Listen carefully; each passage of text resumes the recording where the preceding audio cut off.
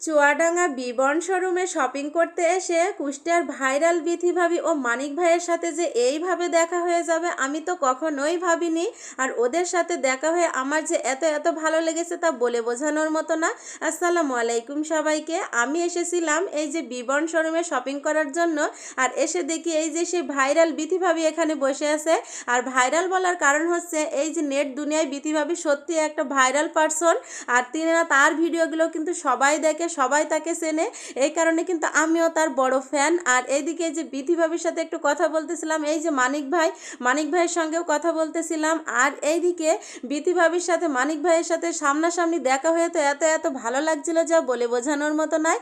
আর এখন এই যে একই ক্যামেরায় আমরা কিন্তু এই যে ফটোশ্যুট করব, একটু ভিডিও করব। আর বিথি ভাবি সামনাসামনি যে কতটা সুন্দর, সামনাসামনি না দেখলে বোঝা যাবে না। মানে অন ক্যামেরায় যেরকম, অফ ক্যামেরায় তার থেকে বেশি সুন্দরী সে।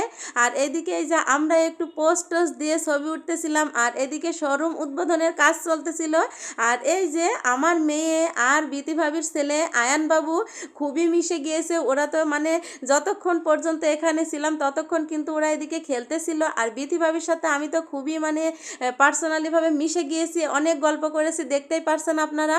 আর এই যে আমরা এখানে যে শপিং করতে এসে এই পার্সনগুলোর সঙ্গে দেখা হয়ে যাবে, আমি সত্যি মানে এখনও ভয়েস দিতে গিয়ে যেন আমি অবাক হয়ে যাচ্ছি। আর এদিকে দুইটা আপুও ছিল, আপুও বিথি ভাবিদের সঙ্গে এসেছে, তো মাশাআল্লাহ দেখতে কিন্তু অনেক সুন্দরী। আর আমি যেহেতু আজকে বিথি ভাবির পাশে বসে রয়েছে, আমার তো একটু ভাব বেড়েই যাবে, তাই না?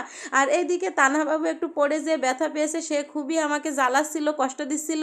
যাই হোক, আর সে তেমন ছিল, বাইরে প্রচণ্ড গরম। আর এই যে মানিক ভাই বলতেছিল ওখান থেকে আমরা বসেছিলাম ওখান থেকে একটু উঠে যেতে, কারণ আমাদেরকে তিনি ভিডিও করবে বা ছবি উঠাবে, এই কারণে। আর আমার মেয়ে এই যে তার বাবার হাত ধরে এখন বাইরে যাবে, আর বিথি ভাবি আর আমি এদিকটাতে চলে আসছি, কারণ এখন আমাদের ছবি তোলা হবে। আর দেখুন সত্যি বিথি ভাবি দেখতে কিন্তু খুবই সুন্দরী, আপনারাও জানেন। আর আমিও সামনাসামনি দেখে একটু বেশি ভালো লাগছে আর কি। আর এইদিকে এই যে সুন্দরীরা যেহেতু শাড়ি পরেছে, তাদের একটু শাড়ি টাড়ি গুছিয়ে নিতে বলছিল, কারণ মানিক ভাই বলতেছিল এখন ছবি উঠাবে, এই কারণে।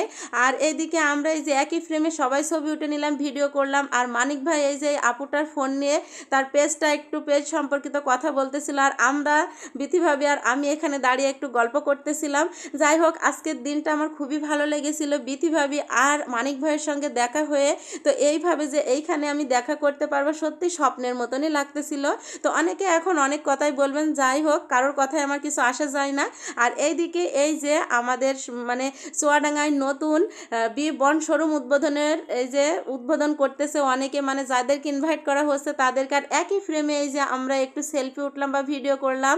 আর ওই দিকটাতে কিন্তু তাসিনের বাবা দেখতে পাচ্ছেন দাঁড়িয়ে আছে, এখন কিন্তু মিলাদ পড়ানো হচ্ছিল হুজুর দিয়ে। আর এই যে চুয়াডাঙ্গাতে বিবর্ণ শোরুম ভাবা যায় অনেকটা ভালো লাগতেছে, তাই না?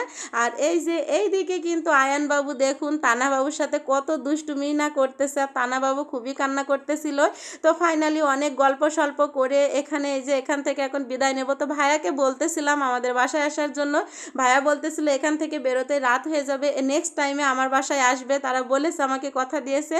আর এদিকে এই যে আমার মেয়ে আর আয়ান বাবু মানে বেলুন নিয়ে খুবই দুষ্টুমি করতেছিল। আয়ান বাবু এখানে বেলুন দিয়ে সাজানো ছিল, বেলুনগুলো দেখে কান্না করতেছিল, এই কারণে কিন্তু নিয়ে এসে দেওয়া হয়েছে। আর এদিকে আমরা এখন এই যে ভাইয়াদের সাথে কথোপকথন শেষ করে বিদায় নিয়ে এখান থেকে চলে আসব, কারণ এখনও ভাইয়াদের এখানে অনেক কাজ আছে, এই কারণে আমরা বেশিক্ষণ দাঁড়াবো না। তো আপুদের কাছ থেকে বিদায় নিয়ে এখন আমরা চলে যাচ্ছি। তো বিথি ভাবিদের সাথে আমাকে দেখে কেমন লাগলো অবশ্যই আপনারা কমেন্টে জানাবেন।